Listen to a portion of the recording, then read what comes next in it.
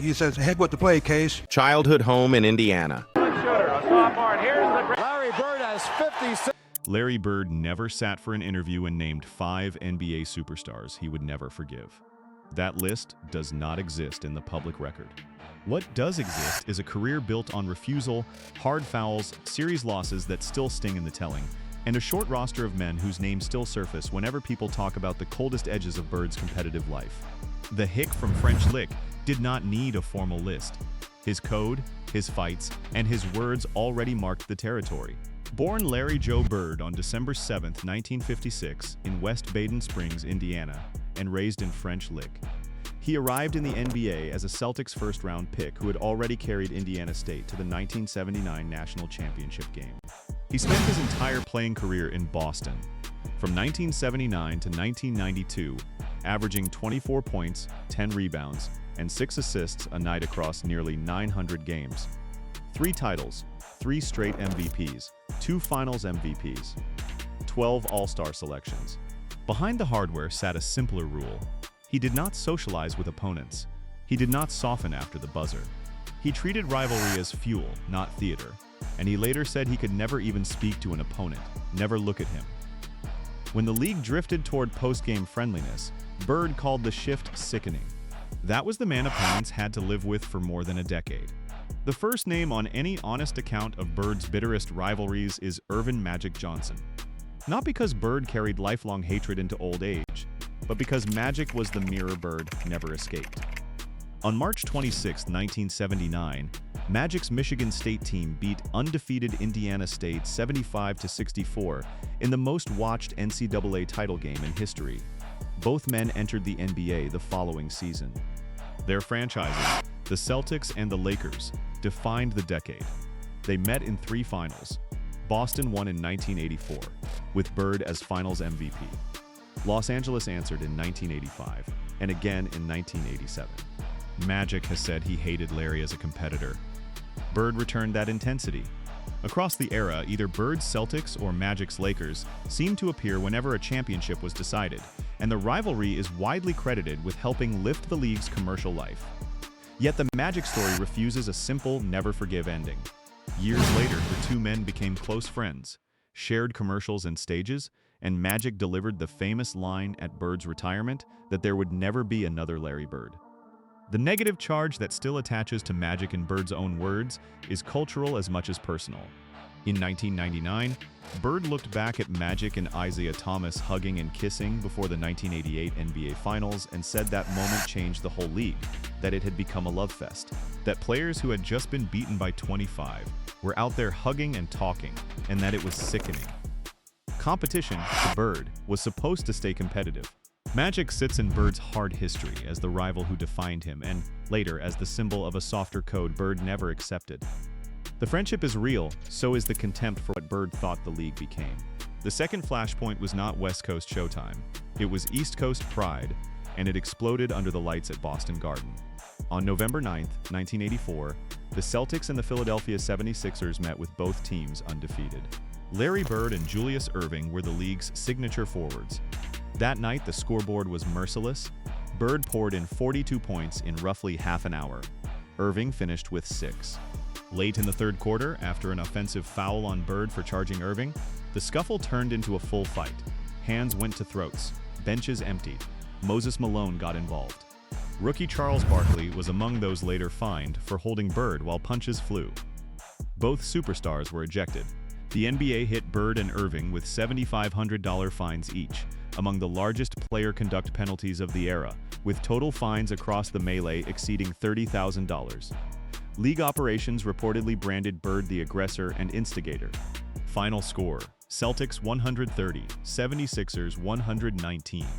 Bird had talked trash while torching Dr. J. The images of two icons at each other's necks became permanent.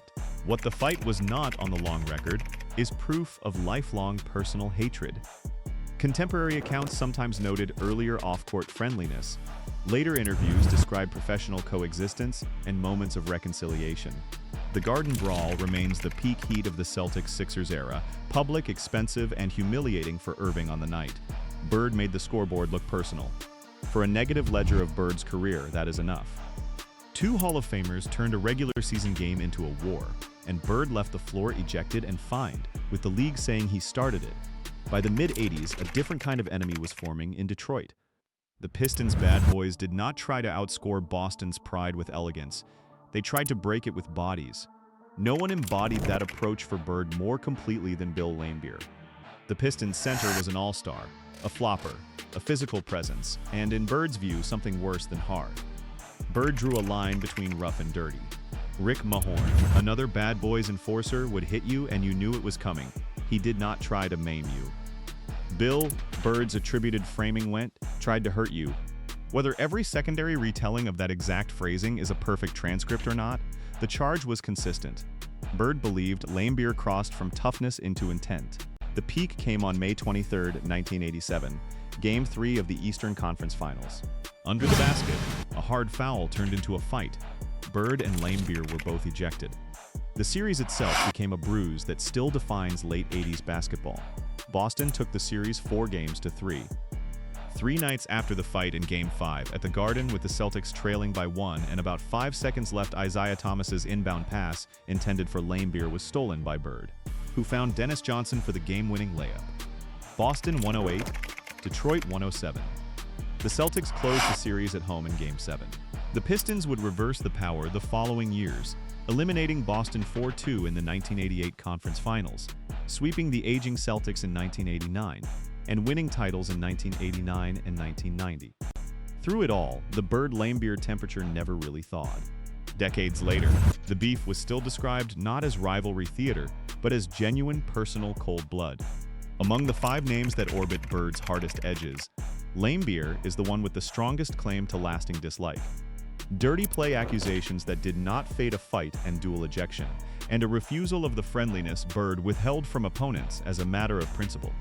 Isiah Thomas sits next to Laimbeer in the same Detroit war, but his conflict with Bird has more layers: series trauma, public controversy, and a power reversal years later. After Game 7 of that 1987 Eastern Conference Finals, the Pistons' frustration spilled into the press.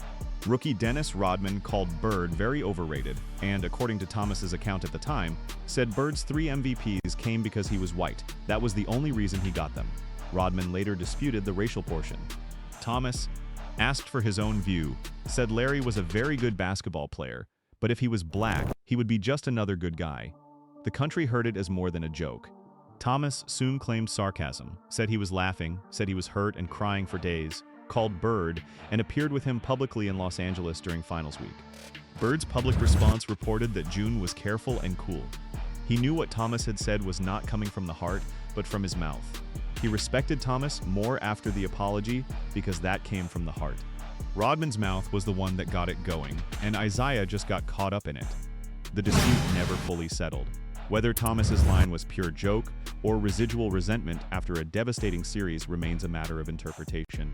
What is not in dispute is the humiliation of the steal, the racial framing of Bird's excellence, and the Celtics side's memory of late Game 7 cheap shot nastiness, including contact involving Danny Ainge.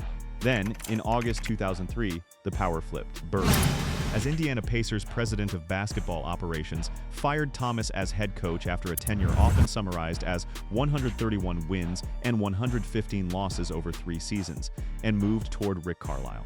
Thomas has retold the firing as cold and businesslike. Bird framed it as organizational sealing, not a televised confession of 1980s revenge. The negative arc does not require revenge as the only motive. It only requires the sequence. Bird stole the inbound. Thomas's words cut deeper than a foul, and years later, Bird ended Thomas's coaching job in Indiana. Dennis Rodman is the 3rd Detroit name, younger than the captains, but essential to the 1987 Storm. As a rookie after the Game 7 loss, he was the one Bird publicly blamed for lighting the fuse, the mouth that got it going. Calling a 3-time MVP overrated after a series defeat was already disrespect. Tying those MVPs to race, as Thomas said Rodman did, made it a national scandal. Rodman denied saying the racial line the way it was reported. The controversy, however, attached itself to Bird's awards and to the bad boys' attitude toward the Celtics. Bird did not build with Rodman the multi-decade personal freeze he maintained toward Laimbeer. Rodman later mixed respect and criticism in interviews. On the negative ledger, Rodman still belongs. The young defender who, after Boston survived Detroit, helped turn a lost series into a public attack on Bird's legitimacy. Put the five together without inventing a press conference list, and a pattern emerges. Magic Johnson was the rival who made Bird's career larger than one market, and who later represented, in Bird's telling, the league's drift into a love fest Bird found sickening, even as friendship replaced competitive hatred. Julius Erving was the superstar Bird outscored so badly the night their hands went to each other's throats, and both were thrown out of Boston Garden. Dennis Rodman was the rookie catalyst of the overrated and race firestorm after the 1987 conference finals. Isiah Thomas was the captain who lost the inbound, spoke the line that reduced Bird's greatness to color, and years later answered to Bird as an executive who could end his coaching job. Bill Laimbeer was the man Bird accused of trying to hurt people, the center of a dual ejection, and the longest-running personal Cold War of them all. Bird's code explains the rest.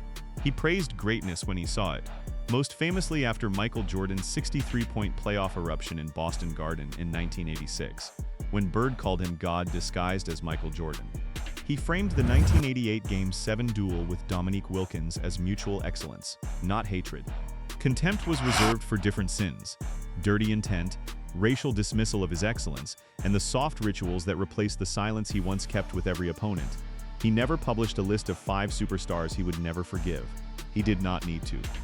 The fights, the quotes, the series, and the decades of distance around Laimbeer's name already wrote the only ledger that matches the man he was on the floor.